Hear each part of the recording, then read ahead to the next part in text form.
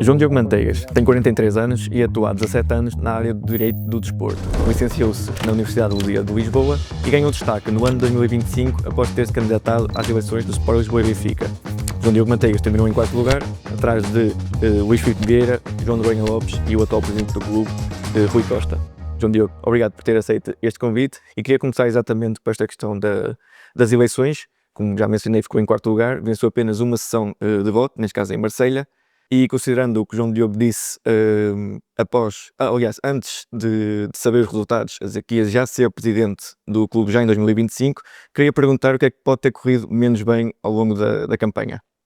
Bom, mais agradecer a entrevista, é sempre bom falar e retomar, por mais isso insucesso tenha sido não ter conseguido ganhar as eleições. É uma experiência única e também nos faz perceber um bocadinho, aprender, não é? Sobretudo aprender, eu tive uma grande aprendizagem para poder responder a esta pergunta, ou seja, para não voltar a cometer erros de futuro, não em questão de eleições, mas em tudo na vida, não é? Vamos ver uma coisa, nós criámos aqui uma candidatura diferente, nós antecipámos um ano a nossa candidatura, pela especificidade que é o desporto, neste caso o futebol, porque quisemos provar duas coisas, quisemos em primeiro lugar demonstrar que não estávamos dependentes de resultados desportivos, de alguma situação factual concreta que pudesse acontecer, positiva ou negativa, relacionada com o Benfica, portanto estaríamos sempre disponíveis para nos apresentar a votos. E a segunda era, durante esse trajeto todo, mais a experiência que nós já tínhamos, quer da minha parte, quer das pessoas que me acompanhavam, ouvir os sócios e saber o que é que eles querem. A nossa candidatura, o nosso programa eleitoral foi composto na sua grande maioria, por ideias dos sócios que nós simplesmente compatibilizámos com as nossas e criámos aquilo que era suposto o sócio do Benfica, na sua transversalidade, obter. Relativamente à pergunta propriamente, portanto, o enquadramento é este, relativamente à pergunta propriamente dita, há coisas que nós não controlamos e há outras que controlamos.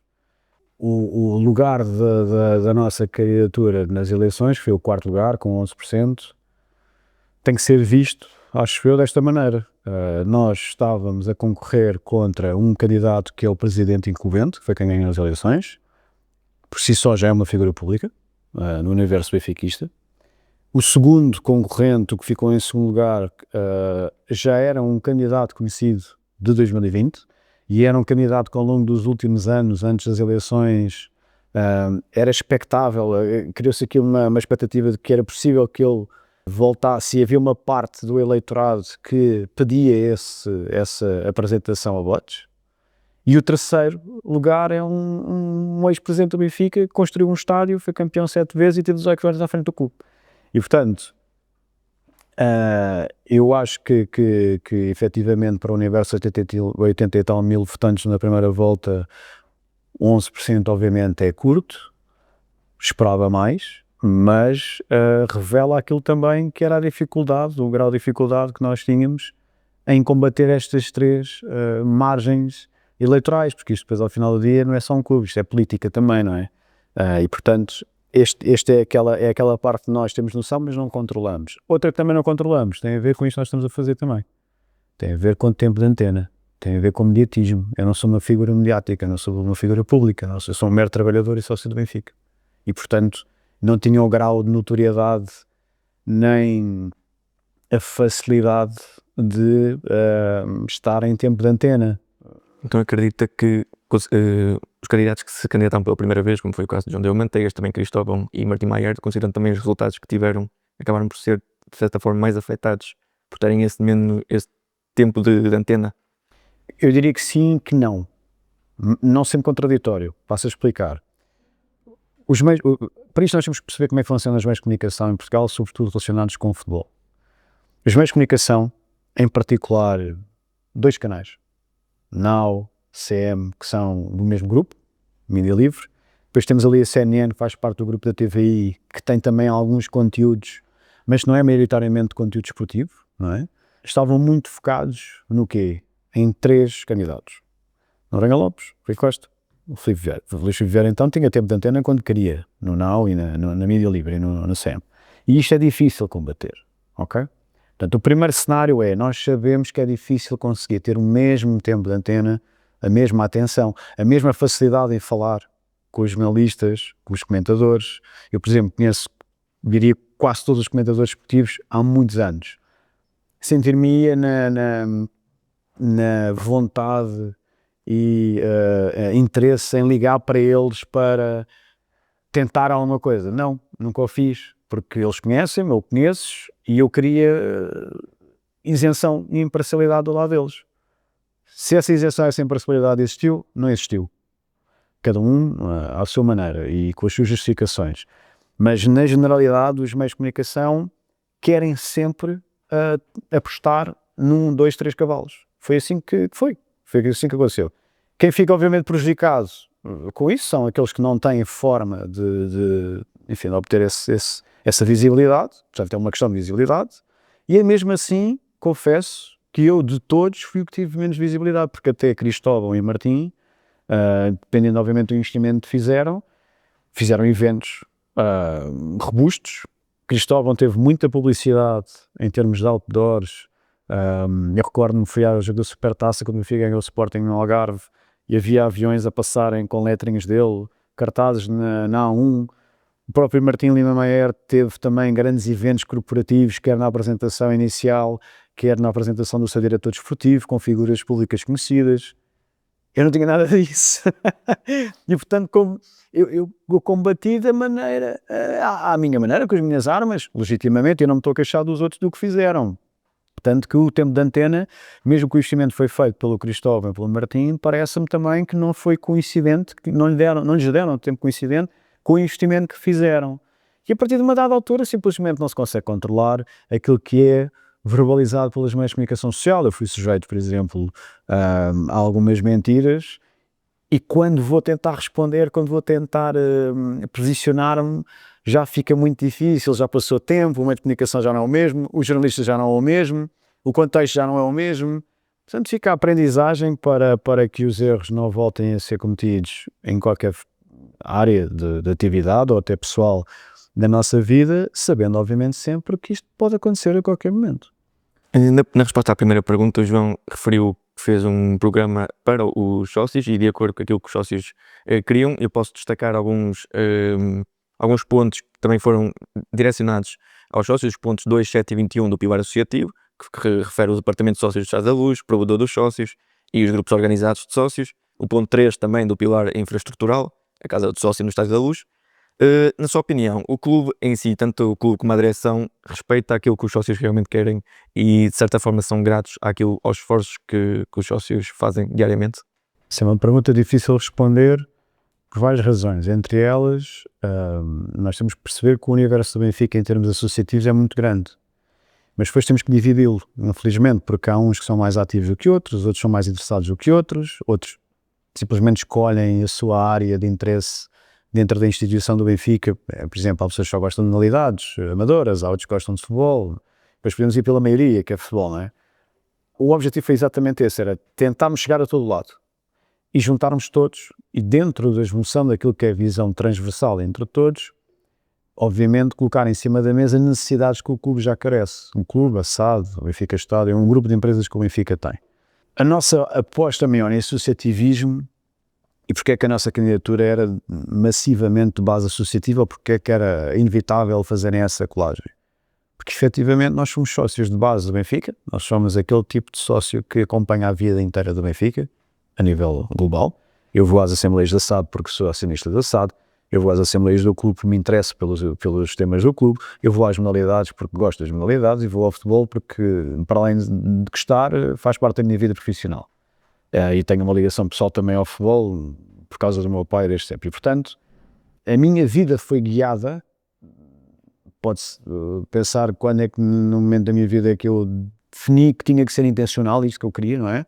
Mas já era guiada sem eu saber bem o porquê, neste caminho, neste sentido. Pronto, e portanto, eu digo que sempre sou um privilegiado porque a mim foi-me apresentado isto e eu abracei e gostei e intensifiquei, aprofundei e fui-me interessante. Pronto, e portanto, eu percebo que a maioria dos sócios não é assim. Mas eu quis chegar a todos aqueles que ou não se interessam, para tentar captar a atenção deles relativamente a coisas do Benfica que eles se calhar não ligavam tanto e passariam a ligar, e também dar resposta àqueles que ligam, que querem saber e onde é que está o resultado daquilo que pedem. o departamento de sócios físico voltar a existir é necessário, é uma exigência, quer dizer, é uma coisa que faz falta. O espaço dos sócios, a antiga casa dos sócios, como havia no antigo Estádio da Luz, era uma promessa eleitoral já de Rui Costa no anterior mandato, neste também, que agora entra e até agora não se viu nada, e portanto é um espaço útil para sócios mais velhos, para estarem ali juntos, etc. Entre outras medidas, como nós sempre quisemos e faríamos certamente, e executávamos, para haver mais união.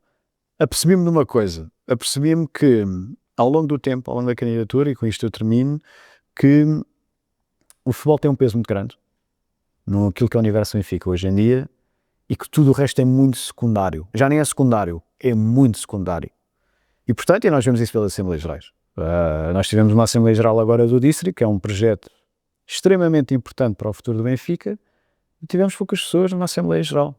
E não sabemos quantas pessoas é que estavam online a assistir. E portanto, o Benfica hoje em dia parece que vive de futebol, e tudo o resto, que foi aquilo que construiu este grandioso clube, esta grandiosa instituição, passou simplesmente a ser quase terciário, já nem digo secundário. Após os resultados das eleições, João Diogo Mateus referiu que ia votar em João Noronha Lopes, apesar de não concordar que ele fosse a melhor solução para o clube.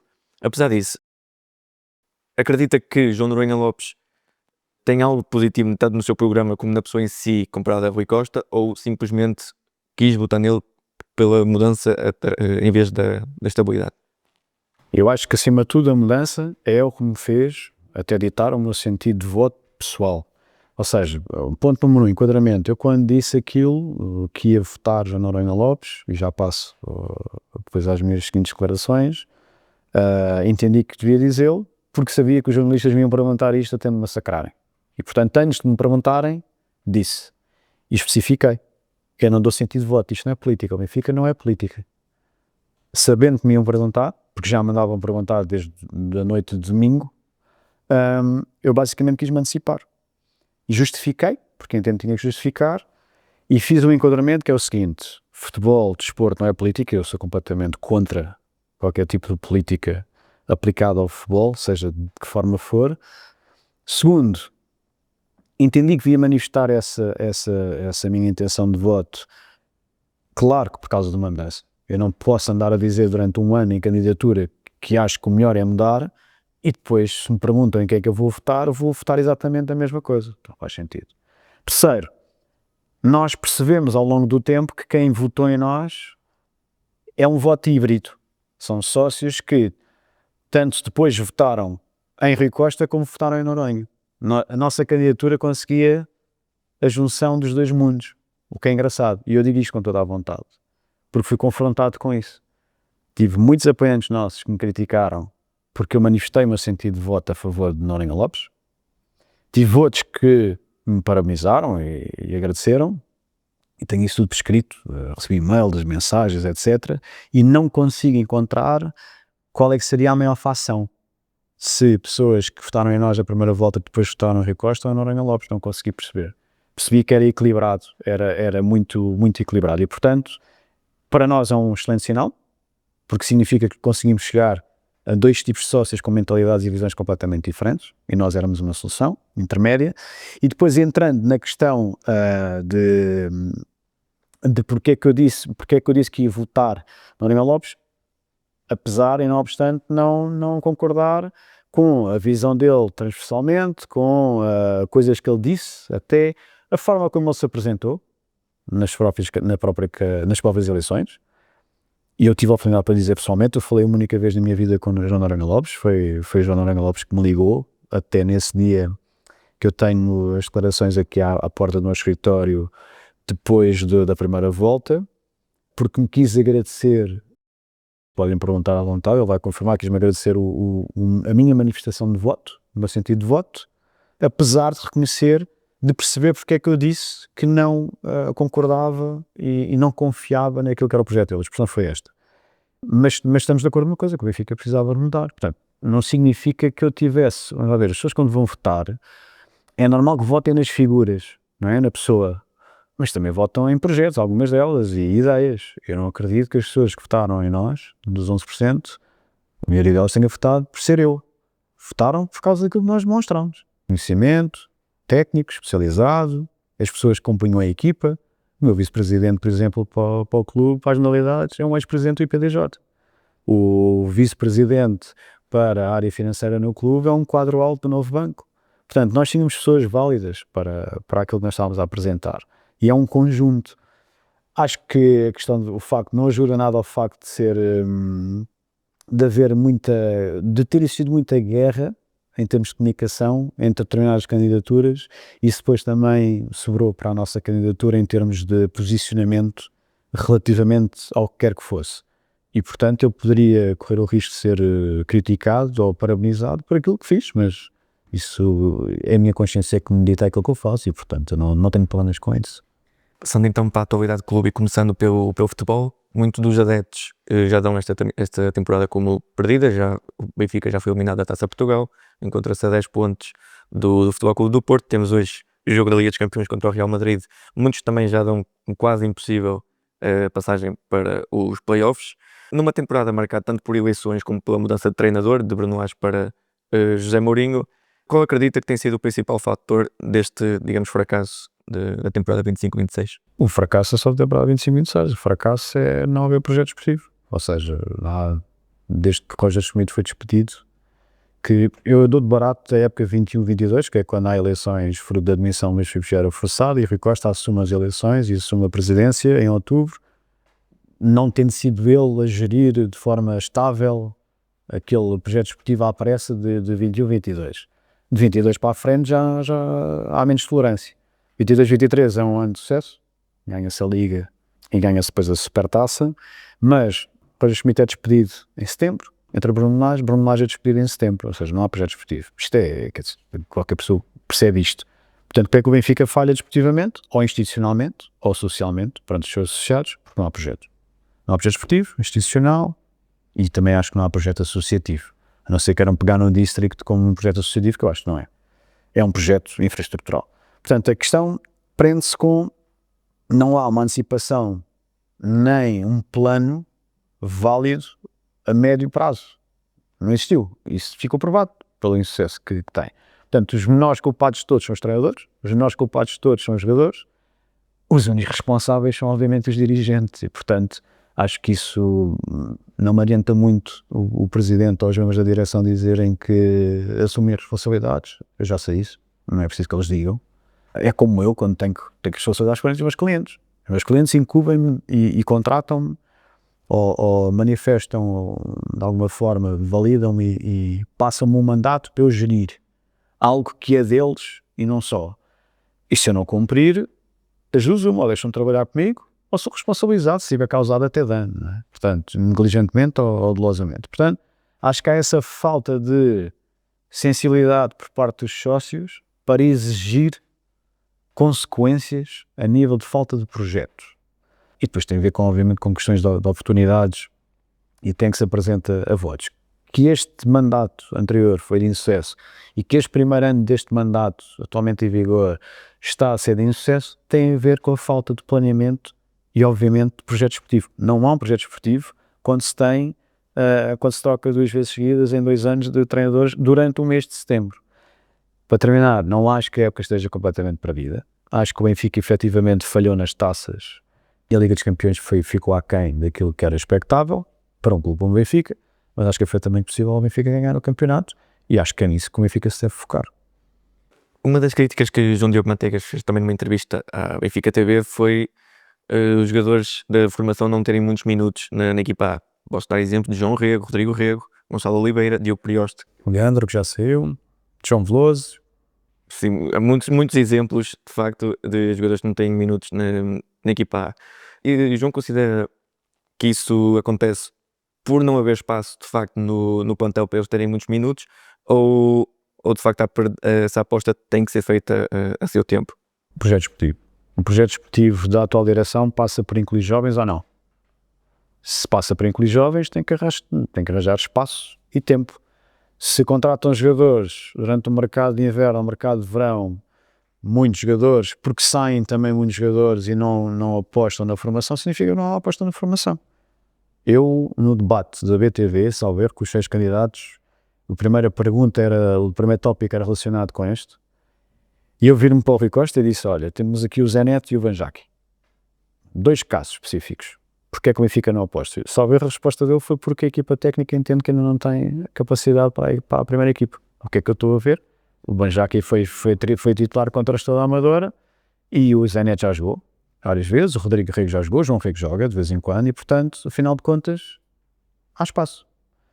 Não há um projeto esportivo do Benfica para os jovens. Não há. O António Silva não renovou o contrato ainda, o Otamendi já renovou neste ano, por mais um ano.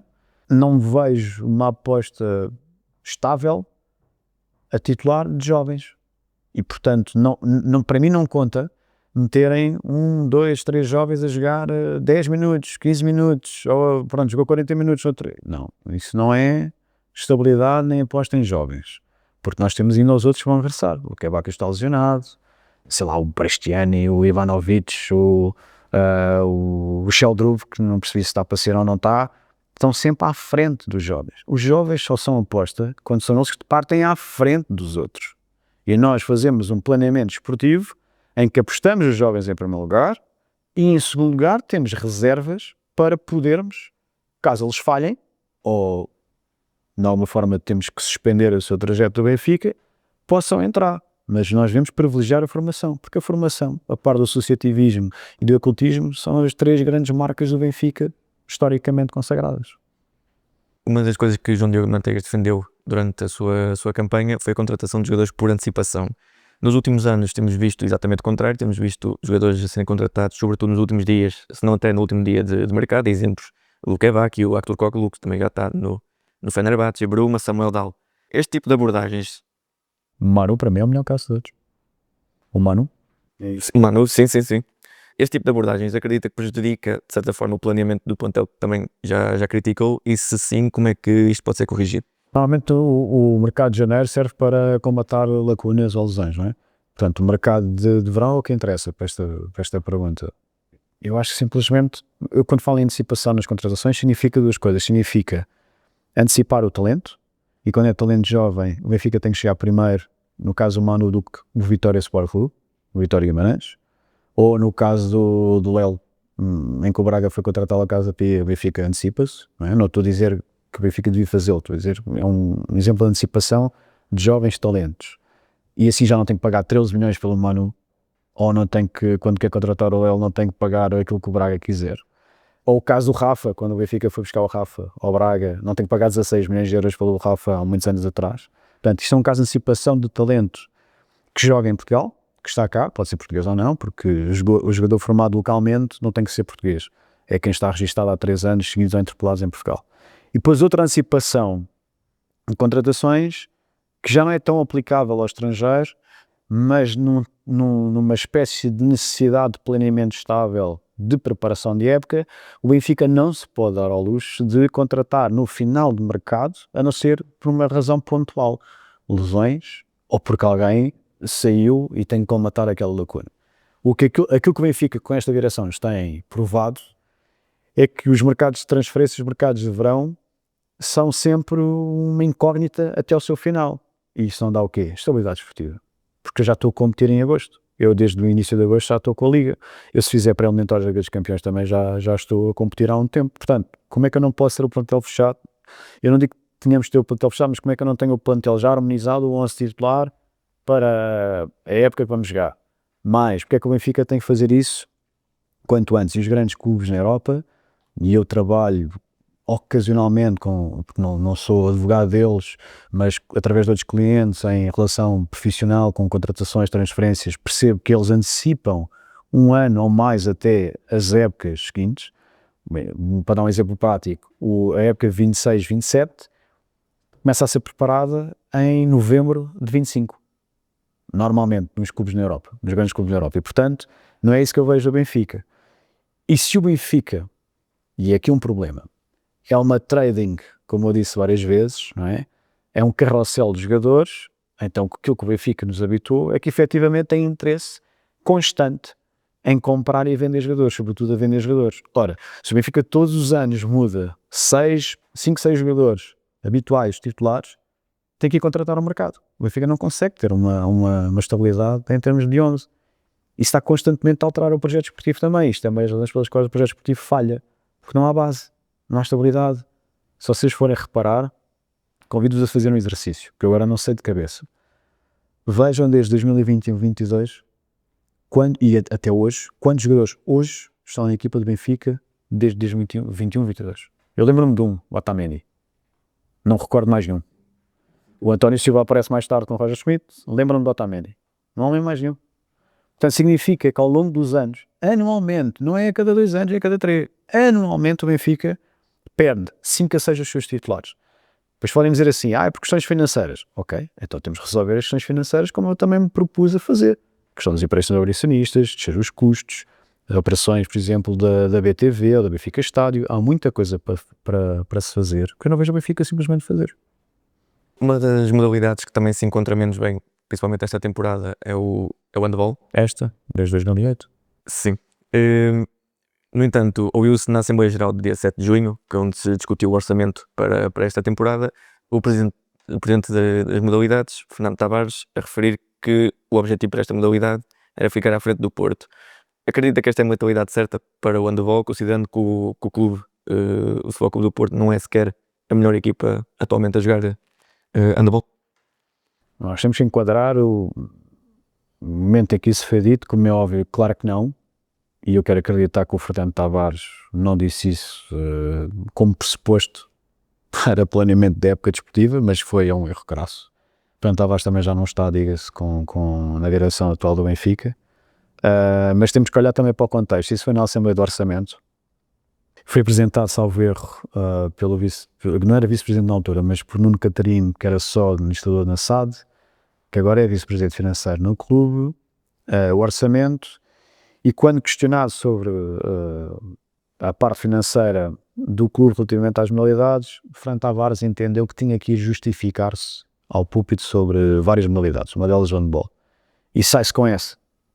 Primeiro, não é, obviamente, enfim, plano absolutamente nenhum, nem objetivo, ficar à frente de nada. O Benfica foi fundado para ganhar, é para ganhar.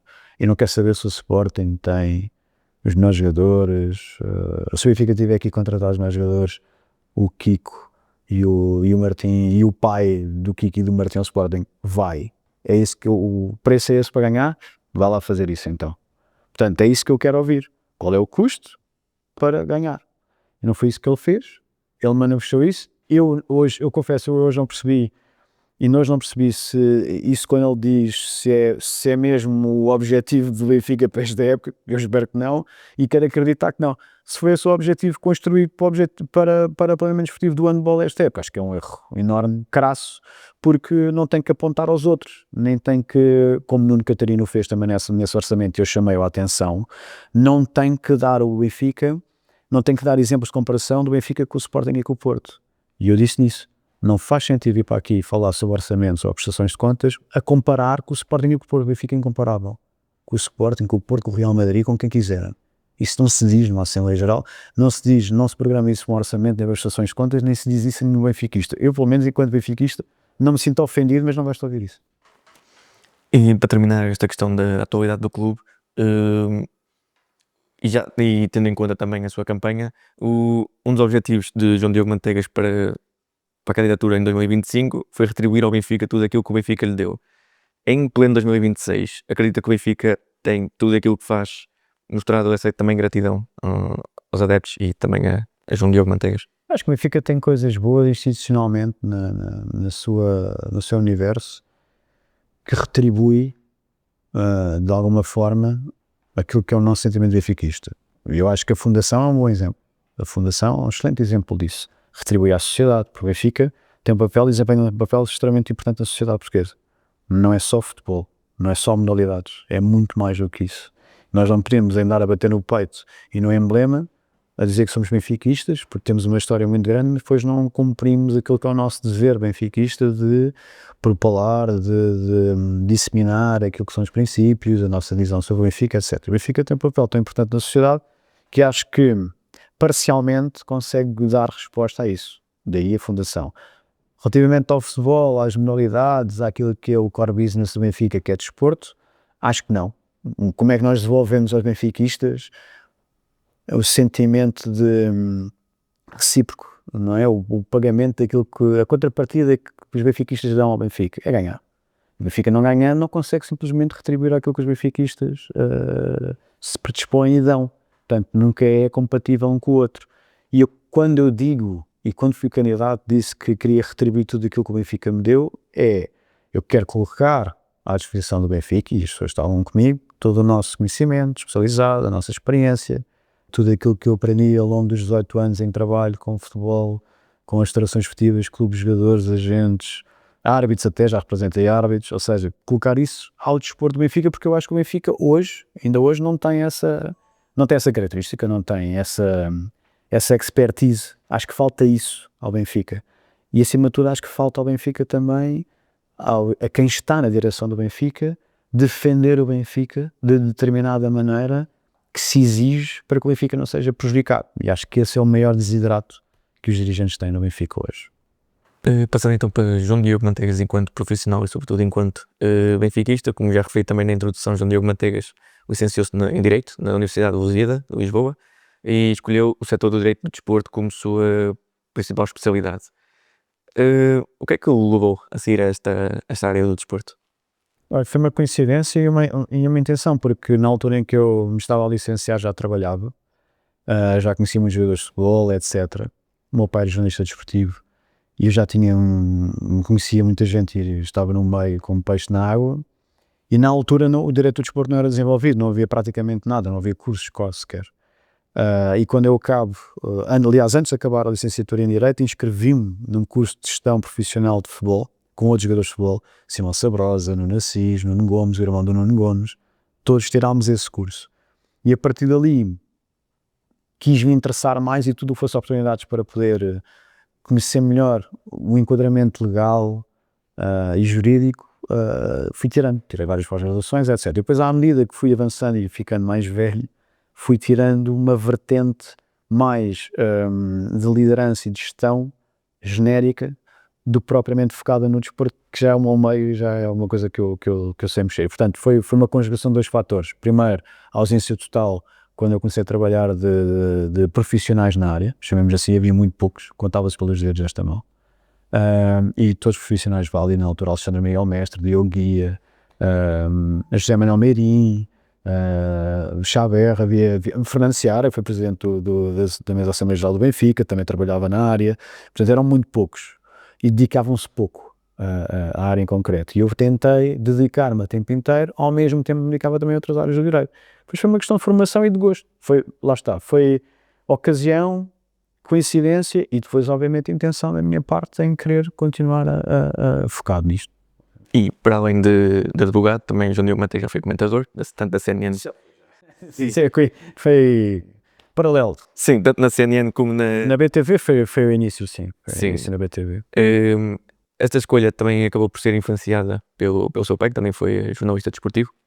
Não, aliás, até de uma história engraçada. Eu conto muito rapidamente. Eu, em 2009, salvo erro, uma pessoa que já faleceu, que eu gostava muito, que era o João Rodrigues, foi presidente da Federação Portuguesa de Futebol, e era um grande benfiquista, ligou-me um dia a dizer que ia à BTV, antigamente era a Benfica TV, para um programa noturno às 10 da noite, às 11 da noite, com outra pessoa, que eu já não me recordo quem é que era, e ia debater temas relacionados com o futebol, mas mais da vertente jurídica, etc. E eu já falava com o João Rodrigues há muitos anos, e de vez em quando até o ajudava, em questões relacionadas com a FIFA, porque ele esteve na FIFA há muito tempo, relacionada com o Paulo Lopes, com outros países do outro lado do mundo, relativamente à relação que a FIFA tinha com eles.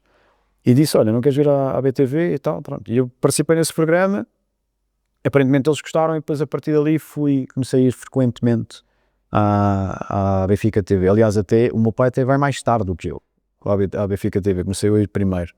E o meu pai era jornalista de profissão. E depois, às tantas, tenho um convite da parte do Ricardo Palacim, diretor da BTV, que foi um convite excelente, que foi, vamos criar um programa, dá-me as tuas ideias para criarmos um programa sobre direito desportivo e vamos semanalmente analisar casos nacionais e internacionais. E o programa durou muito tempo, era um programa diferenciado de tudo o resto que era a grelha da BTV, não é? E acho que ainda hoje existe, e ainda bem. tem lá um colega meu de quem eu gosto muito, que é o Miguel Lourenço, advogado do Benfica, que eu acho que é útil para os benfiquistas, porque nós estamos sempre a explicar os contornos todos daquilo que se passa dos casos mais paradigmáticos. A paixão que tem mostrado para o Lisboa Benfica, também através da sua candidatura, este sentimento já é proveniente do berço, digamos assim, ou foi um Garantido. ganho ao longo do tempo? São os dois, porque repara, eu não me lembro, eu não deixo benfiquista e não me lembro quando é que decidi ser benfiquista, isso é seguro.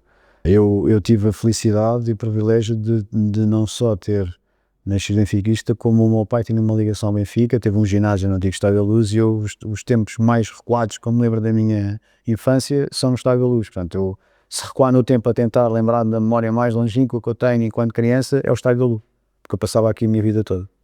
Porque a minha mãe trabalhava com o meu pai também lá no ginásio, era gestora do espaço, e eu não tinha férias de verão, tinha férias de verão, as férias de verão eram passadas no Estádio da Luz, e portanto eu ia para a escola e depois ia para o Estádio da Luz, aos fins de semana no Estádio da Luz, férias de verão, Estádio da Luz, estava a minha vida toda no Estádio da Luz.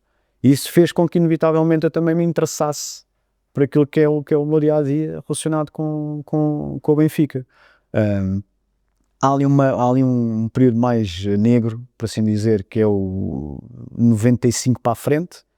Tenho ali, e o meu pai também deixa de ter o ginásio nessa altura, salvo erro 96, por aí, em que depois entra Vale Azevedo entra em 97, e há um caos no Benfica total, uma separação, e acho que aí começa a marcar uma separação entre associados, entre sócios, que se foi clivando cada vez mais até hoje. Acho que hoje ainda há mais, sinceramente, e eu presenciei isto nessas eleições.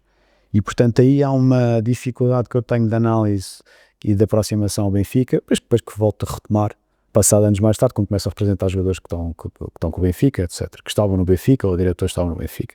E portanto volto a ter, a retomar interesse, não é interesse sempre tive, volto a tomar gosto em estar novamente a inteirar-me sobre a atualidade do Benfica, porque a questão do passado sempre tive, né? Tinha um pai que era quem foi e que tinha essa facilidade. Não obstante, em 100% de estar em desacordo com o meu pai 80 e tal por cento das vezes sobre os temas, porque ele era muito conservador e não era nada conservador relativamente aos tópicos, seja do Benfica, seja no futebol, a nível geral.